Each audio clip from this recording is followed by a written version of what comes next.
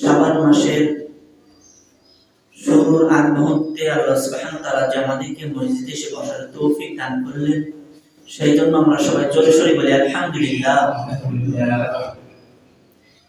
এবং আমরা সবাই দরুদ পাঠ করি সেই বিশ্ব নবী সাল্লাল্লাহু আলাইহি ওয়াসাল্লাম, সবাই সাল্লাল্লাহু আলাইহি ওয়াসাল্লাম। আমরা এখন হলো আজকে রজব মাসের 30 দিন, 30 তারিখ। আজকে রজব মাসের কয় তারিখ? 30।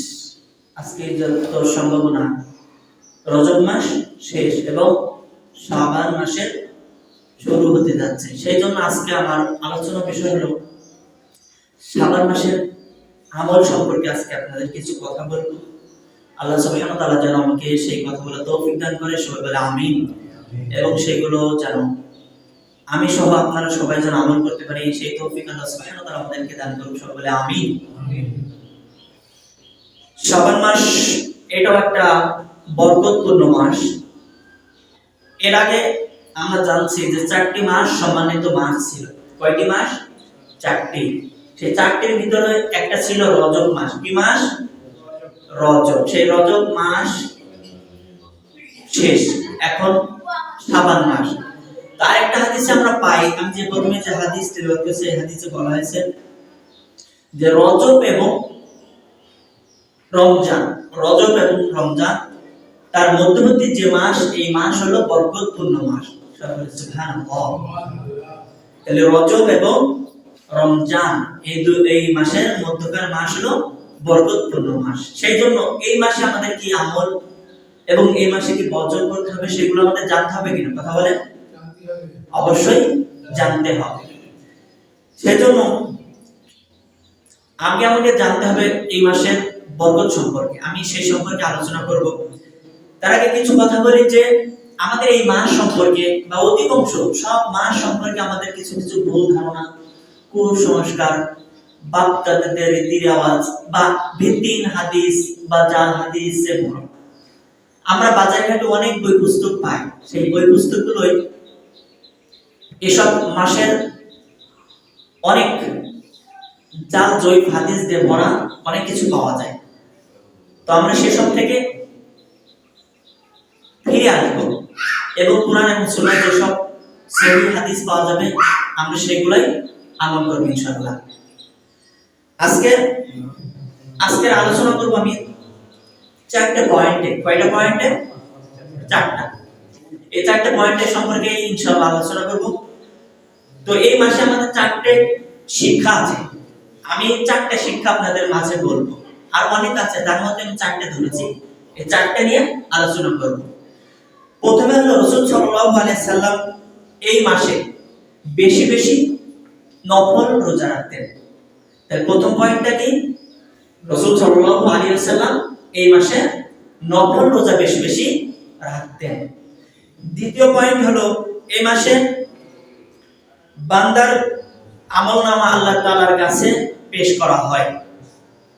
আমাদের আমলনামা আল্লাহ সুবহানাহু ওয়া তাআলার কাছে পেশ করা হয় কোন মাসে? এই শাবান মাসে। 3 নম্বর পয়েন্ট হলো শাবান মাসের মধ্য রজনীর একটা বরকতপূর্ণ রজনী আছে এই সম্পর্কে। আর 4 নম্বর হলো রমজান মাসের গুরুত্বপূর্ণ জন্য শাবান মাসের গুরুত্বপূর্ণ অপরিসীম। এই 4টা পয়েন্টে আমি কথা বলবো। আল্লাহ সুবহানাহু ওয়া তাআলা যেন আমাকে কথা বলার তৌফিক দান করে, বলে আমিন। হাদিস শরীফে আছে, আমি আলোচনার ভিতরে চলে যাচ্ছি, যে প্রথমে রাসূল সাল্লাল্লাহু আলাইহি ওয়াসাল্লাম যে এই মাসে তিনি নফল রোজা রাখতেন অধিক, সেই সম্পর্কে হাদিসে কি বলে এটা আমরা দেখি। সহিহ হাদিসে আছে যে রাসূল সাল্লাল্লাহু আলাইহি ওয়াসাল্লাম যে নফল রোজা করতেন সেই সম্পর্কে। তো আয়েশা রাদিয়াল্লাহু তাআলা আনহা তিনি বলেন, আয়েশা রাদিয়াল্লাহু তাআলা আনহা তিনি বলেন যে রাসূল সাল্লাল্লাহু আলাইহি ওয়াসাল্লাম যখন শাবান মাস আসতেন তখন তিনি এই মাসে অধিক রোজা রাখতেন, অন্য মাসের চাইতেও বেশি তিনি নফল রোজা রাখতেন। সুবহানাল্লাহ। তাই আয়েশা রাদিয়াল্লাহু তাআলা আনহা তিনি বলছেন যে রাসূল সাল্লাল্লাহু আলাইহি ওয়াসাল্লাম শাবান মাসের চাইতে বেশি রোজা আর অন্য কোন মাসে রাখতেন না বা রাখতে তিনি কখনো দেখেননি। তাহলে বোঝা যাচ্ছে যে এই শাবান মাসে রাসূল সাল্লাল্লাহু আলাইহি ওয়াসাল্লাম তিনি কি করতেন? বলেন, বেশি বেশি নফল রোজা রাখতেন। সবাই একবার বলি যে এই মাসে রাসূল সাল্লাল্লাহু আলাইহি ওয়াসাল্লামের করণীয় কাজ ছিল কি? বেশি বেশি নফল রোজা রাখা। তাহলে আমাদেরও এটা কাজ হবে কি, এই মাসে, বিশেষ করে এই মাসে আমাদের বেশি বেশি নফল রোজা রাখতে হবে। তো এই নফল রোজা অন্য হাদিসে আসছে, আরেকটা হাদিসে আসছে আয়েশা রাদিয়াল্লাহু তাআলা আনহা তিনি বর্ণিত করেন যে আল্লাহ রাসূল সাল্লাল্লাহু আলাইহি ওয়াসাল্লাম কে রমজান ছাড়া আর তিনি অন্য কোন মাসে এত রোজা রাখতে তিনি দেখেননি। আর শাবান মাস ছাড়া অন্য অধিকাংশ মাসেও তিনি রোজা রাখতেন কিছু, কিন্তু সবচেয়ে বেশি শাবান মাসে তিনি রোজা রাখতেন। তাহলে এটা আমাদেরও কাজ হবে। দ্বিতীয় হলো তিনি রোজা রাখতেন শাবান মাসে। হাদিসে আসছে তিনি এটা পূর্ণ এক মাস, মানে পুরো শাবান মাসেও রাখছেন। আবার আরেকটা হাদিসে আসছে তিনি কিছুদিন বাদ দিতেন, এই সম্পর্কে হাদিসে আছে যে তিনি কি কোন শাবান মাসে তিনি সম্পূর্ণ রোজা রাখছে, এমন ভাবে রোজা রাখতেন মনে হলো যে কি এটাই বোধহয় রমজান মাস, এমন মনে হতো। কিন্তু তিনি আবার এমন হতো যে উনি কি ছেড়ে দিতেন। এজন্য আমরা পুরো রমজান মাস, এই পুরো শাবান মাস এটা রোজা রাখবেন। তার পরবর্তী হাদিসে আছে যে রমজানের কিছুদিন আগে, রমজানের 2-1 দিন আগে আবার রোজা রাখা যাবে। সব কথাগুলো মনোযোগ সহকারে শুনবেন, না একটা ভুল হয়ে গেলে আপনাদের বুঝতে ভুল হয়ে যাবে, আমার বলতে ভুল হয়ে যাবে। তিনি বলে গেছেন হাদিসে নিষেধ করছেন যে রমজানের আগে, কথাগুলো বুঝবেন, যে রমজানের আগে কয়েকদিন তিনি আবার রোজা রাখতে নিষেধ করেছেন। মানে শাবানের লাস্টের দিকে, মনে করেন যে অনেকে আছে আমরা কি করি যে এই মাসটা পুরো রোজা রাখলাম না, অথচ রমজানের 2-1 দিন আগে আমরা রোজা রাখি। যে রমজান মাসে রোজা রাখেন কয়েকদিন আগে অনেকে আছে রোজা রাখে, এটা রাখা তিনি নিষেধ করেছেন। এই মাসে তিনি একাধারে 1 থেকে 15 বা 15 থেকে 20 এভাবে রাখতে পারবেন, কিন্তু 1-2 দিন আগে রাখা নিষেধ আছে। এটা জায়েজ নাই, এটা রাখা যাবে না। আবার অপর আরেকটা হাদিসে রয়েছে যে রাসূল সাল্লাল্লাহু আলাইহি ওয়াসাল্লাম তিনি যদি আমাদের কারো যদি সারা বছর সোমবার এবং বৃহস্পতিবার এই দিন রাসূল সাল্লাল্লাহু আলাইহি ওয়াসাল্লাম রোজা রাখতেন, এটা সুন্নাহ। যদি কেউ এই সুন্নাহ প্রতি বছর পালন করে, মনে করেন আপনি সারা বছর রোজা রাখেন সোমবার বৃহস্পতিবার, তাহলে যদি এই শাবানের আগে, মানে রমজানের আগে, শাবানের ওই শেষ হওয়ার আগে যদি আবার সোমবার বৃহস্পতিবার আসে, তাহলে আপনি এটা রোজা রাখতে পারবেন নিয়ত করে রোজা রাখতে পারবেন। তাছাড়া মনে করবেন যে না সারা বছর রোজা রাখলাম না, রমজানের 2-1 দিন আগে আমি রোজা রেখে প্র্যাকটিস করি, এটা নিষেধ আছে, এটা করা জায়েজ না। সব কথাগুলো বুঝতে পারছেন তো? আমার কথাগুলো বুঝতে পারলে আপনারা একটু বলবেন, তা না হলে আমি মনে হয় বুঝতে পারি না যে আপনারা আমার কথা বুঝতে পারছেন কিনা। তাহলে এখান থেকে আমরা বুঝলাম যে এই মাসটা আমরা শুধু নফল ইবাদত করব, নফল রোজা রাখবো। নফল রোজার দিকে বেশি গুরুত্বপূর্ণ রয়েছে। রাসূল সাল্লাল্লাহু আলাইহি ওয়াসাল্লাম বেশি নফল রোজা রাখতে বলছেন। রোজা রাখবেন, কিন্তু লাস্টের 2-1 দিন রাখবেন না, এই সম্পর্কে নিষেধ আছে। তো পরবর্তীতে আমরা যাই। পরবর্তী দ্বিতীয় পয়েন্ট হলো যে এই মাসে যে আল্লাহর দরবারে বান্দাদের আমলনামা পেশ করা হয়। সুবহানাল্লাহ, সবাই বলে সুবহানাল্লাহ। তাহলে আমরা এখানে হাদিসে যাচ্ছি। হাদিস শরীফে বলা হচ্ছে উসামা বিন যায়েদ রাদিয়াল্লাহু তাআলা আনহু তিনি বলেন, একদা আমি বললাম, হে আল্লাহর রাসূল, আপনাকে শাবান মাসে এত বেশি রোজা রাখতে দেখি, এর রহস্যটা কি? তাকে প্রশ্ন করা হলো যে এই এত শাবান মাসে এত রোজা রাখেন, এর রহস্যটা কি? মানে এই সম্পর্কে আমাদেরকে জানান যে শাবান মাসে আপনি এত রোজা রাখেন কেন? তখন রাসূল সাল্লাল্লাহু আলাইহি সাল্লাম তখন বললেন যে হলো বিশ্ব জাহানের প্রতিপালক রব্বুল আলামিনের কাছে আমাদের আমলনামা পেশ করা হয়। সুবহানাল্লাহ। আর এই আমলনামাটা যদি আমার রোজা অবস্থা থাকাই যদি আমার আমলনামাটা আল্লাহ সুবহানাহু ওয়া তাআলার দরবারে যদি যায়, সেটা সবচেয়ে উত্তম না? কথা বলেন। সেটাই রাসূল সাল্লাল্লাহু আলাইহি সাল্লাম বুঝিয়েছেন হাদিসে যে আমি রোজা অবস্থায় যদি আমার আমলনামাটা আল্লাহ সুবহানাহু ওয়া তাআলার কাছে পৌঁছায়, তাহলে সেটা সবচেয়ে উত্তম না? এই রহস্যটাই হলো তিনি কি করতেন, এই জন্যই শাবান মাসে তিনি অধিক রোজা রাখতেন, যেন আমার আমলনামাটা আমার এক বছর যে আমলনামাটা, এই আমলনামাটা যেন আল্লাহ সুবহানাহু ওয়া তাআলার কাছে যে রোজা থাকা অবস্থায় নেক কাজের মাধ্যমে আমার আমলনামাটা আল্লাহ সুবহানাহু ওয়া তাআলার দরবারে পৌঁছায়। সুবহানাল্লাহ। আমরাও এটা চাই কিনা? কথা বলেন। চাই। তাহলে আমাদেরকেও এই মাসের অধিকাংশ সময় আমাদেরকে রোজা রাখতে হবে। যে পারবেন সে অবশ্যই রাখবেন। এটা নফল রোজা, এটা আপনারা রাখবেন। তাহলে এই অবস্থায় যদি আপনাদের আমলনামাগুলো, এক বছর করে আমলনামা, এটা এই প্রত্যেক শাবান মাসে একটা বান্দার আমলনামা আল্লাহ সুবহানাহু ওয়া তাআলার কাছে পেশ করা হয়। এটা হলো এক বছর করে আমলনামা। তো এটা চেষ্টা করবেন সবাই রোজা থাকা অবস্থায় যেন হয়। তারপরে এখানে আরেকটা কথা না বললেই নয়, তা না হলে আমাদের যে তাহলে আল্লাহ সুবহানাহু ওয়া তাআলা তো আমাদের কি এক বছরেই শুধু আমলনামা লেখেন আর কোন সময় লেখেন না? মানে প্রতিদিনই লিখতে পারে। বা অনেকে মনে মনে বলতে পারেন যে হুজুর শুধু এক বছরে আমলের কথা বললো, আর আমরা যে প্রতিদিন কাজ করছি এই আমল আল্লাহ লিখেন না বা আমাদের পেশ করতে হয় না?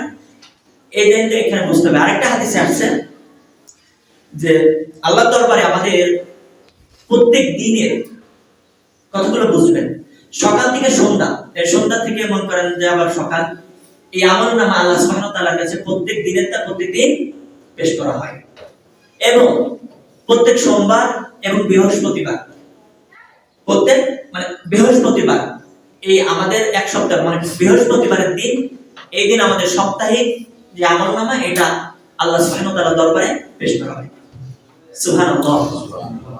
এই জন্য আমাদের সোমবার এই বৃহস্পতিবার রোজা রাখা ভালো। কেন রোজা অবস্থায় যদি আমার আমলনামা আল্লাহ সুবহানাহু ওয়া তাআলার কাছে পৌঁছায়, তাহলে সেটা সবচেয়ে উত্তম হবে না? এই জন্য তাহলে আমাদের কিন্তু আমলনামাগুলো বছর, মাস এবং সপ্তাহ প্রতিদিন এইভাবে কি করা হয়, পেশ করা হয় আল্লাহ সুবহানাহু ওয়া তাআলার দরবারে। এই জন্য আমরা চেষ্টা করব যে আমাদের প্রতি সোমবার, বৃহস্পতিবার এবং প্রত্যেক দিনের আমল যেন আমাদের আমলনামা যেন সুন্দর হয় এবং সুন্দরভাবে যেন উপস্থাপন করতে মানে সুন্দরভাবে যেন পেশ করতে পারি এবং আমরা আখিরাতে দেখতে পাই যে আমাদের আমলনামাগুলো সুন্দর। সবাই এগুলো চেষ্টা করবেন যেন এমন যেন না হয় যে আমার আমলনামা দেখে আমি নিজেই লজ্জিত হচ্ছি।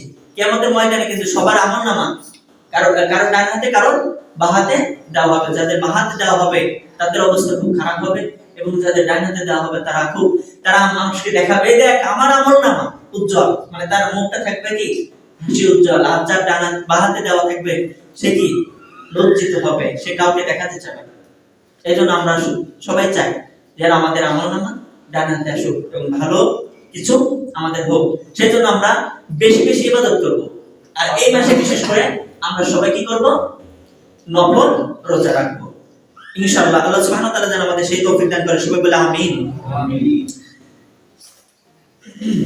এই সম্পর্কে আরো হাদিস রয়েছে, যেহেতু সময় সংক্ষেপ সেজন্য আমি অল্প বলে চলে যাচ্ছি, যেহেতু শেষ করা সম্ভব হবে না যদি অল্প অল্প করে টাচ দিয়ে না যায়। 3 নম্বর পয়েন্ট, এটা 3 নম্বর পয়েন্ট হলো যে শাবান মাসের মধ্য রজনী ফজিলতপূর্ণ মাস, ফজিলতপূর্ণ দিন বা ফজিলতপূর্ণ রজনী। এটা আমরা অনেকে ভাবি শবে বরাত। এক কথায় আমরা বুঝি কি শবে বরাত মানে মধ্য রজনী, শাবান এর এক মাস, এই এক মাসের কোন তারিখ কি শবে বরাত, আমরা এক কথায় বুঝে যাই, তাই না? তো আমরা নির্দিষ্ট করে আমাদের সমাজে আছে, নির্দিষ্ট করে আমরা ওই দিনই ইবাদত করি, আর কোনো দিন করি না। এটা আমাদের ভুল। আপনি পুরো মাস করেন, ওই দিনও করেন। আর এই দিন বা এই মাসের ভিতর যে কোনো একটা দিন আল্লাহর কাছে আমলনামা পেশ করা হয়, তাহলে আমরা প্রত্যেক দিনই যদি ইবাদত করি তাহলে সেটা আমাদের জন্য ভালো হবে না? যদি প্রত্যেকটা দিনই আমরা রোজা রাখি তাহলে সেটা আমাদের ভালো হবে না। এই জন্য আমরা চেষ্টা করবো কি যেন আমাদের আমলনামাটা সুন্দরভাবে প্রতিদিন যেন নফল ইবাদত, সুন্নত, তারপরে নফল নামাজ, নফল রোজা, ভালো আমলগুলো থাকে আমাদের ভিতরে। তো এই মাসের মধ্য রজনী দেখুন একটা দিন, কথাগুলো বুঝবেন, মধ্য রজনীর যে কোনো একটা দিন, ওই রজনীতে আল্লাহ সুবহানাহু ওয়া তাআলা, হাদিসে আসছে আল্লাহ সুবহানাহু ওয়া তাআলা একদম শেষ আসমানে বা নিচে নেমে আসেন এবং তিনি যারা হিংসা বিদ্বেষ এবং আল্লাহর সাথে শিরিক করে না এই বান্দাদেরকে আল্লাহ সুবহানাহু ওয়া তাআলা এমনি মাফ করে দেয়। অনেকে বললেন না তারা কি নারাজ? জোরে বলি সুবহানাল্লাহ। আল্লাহ সুবহানাহু ওয়া তাআলা দেখেন এই রজনীতে যদি কেউ হিংসা বিদ্বেষ এবং কেউ যদি আল্লাহ সুবহানাহু ওয়া তাআলার সাথে শিরিক না করে তাহলে সে এমনি মাফ পেয়ে যাবে। সুবহানাল্লাহ, এমনি মাফ পেয়ে যাবে। এই জন্য আমাদেরকে এই হাদিসে কয়টা শব্দ আছে? দুইটা। কয়টা? একটা হলো হিংসা বিদ্বেষ, আরেকটা হলো আল্লাহর সাথে শিরক করা যাবে।